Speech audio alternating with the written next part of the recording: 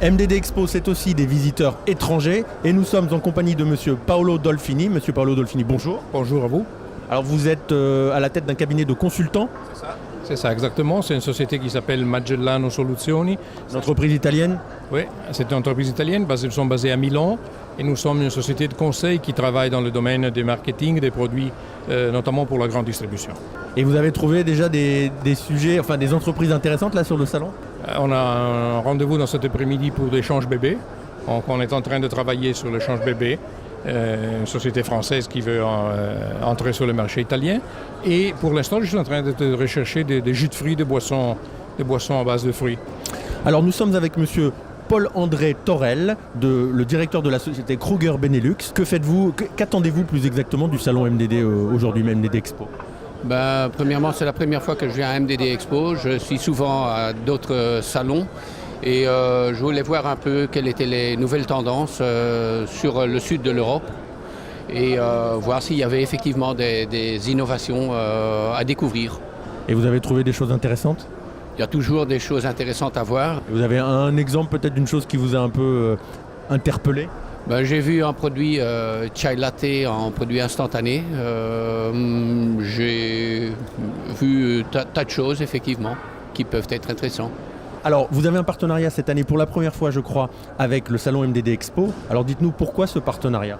JL Events, donc, qui gère le salon, ils ont voulu faire un test sur l'international. Ils ont trouvé la Suède parce que c'est un pays tremplin sur le reste des pays nordiques et les pays baltes. Vous avez organisé, j'imagine, un voyage pour des distributeurs locaux. Qui est venu finalement?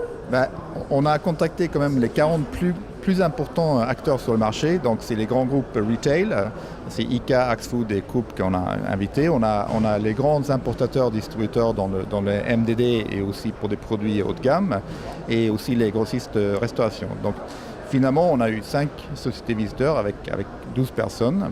Donc il y a eu ICA, qui est le plus grand groupe suédois du retail. Et après, on a eu Deluca. Deluca, c'est un grossiste importateur dans le domaine de charcuterie ou des autres produits, disons, segment premium avec les huiles d'olive, des fromages, etc. Après, on a eu BS Food, c'est un très grand importateur dans le plus entrée de gamme, moyenne de gamme, conserverie et des produits à longue durée.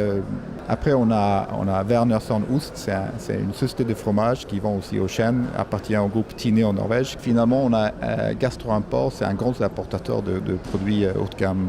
Et alors donc vous allez reproduire le dispositif l'année prochaine et peut-être l'étendre justement avec des distributeurs aussi d'autres pays d'Europe du Nord? On pense que c'est faisable et c'est une bonne idée. En plus que plusieurs des sociétés qu'on avait contactées qui n'ont pas venu cette année ont manifesté un intérêt pour venir l'année prochaine. You're from the Netherlands, in fact, and what's your company doing exactly? We are an import company from dairy products and convenience products on the Dutch and Belgian market.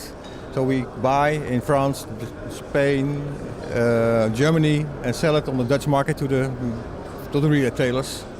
And did you find something interesting, in fact? I did find something. Can you give us one or two examples, please? We find some desserts from Brittany, from Britannia, and they are on the Dutch market now. So this for Christmas, probably a good product. Okay.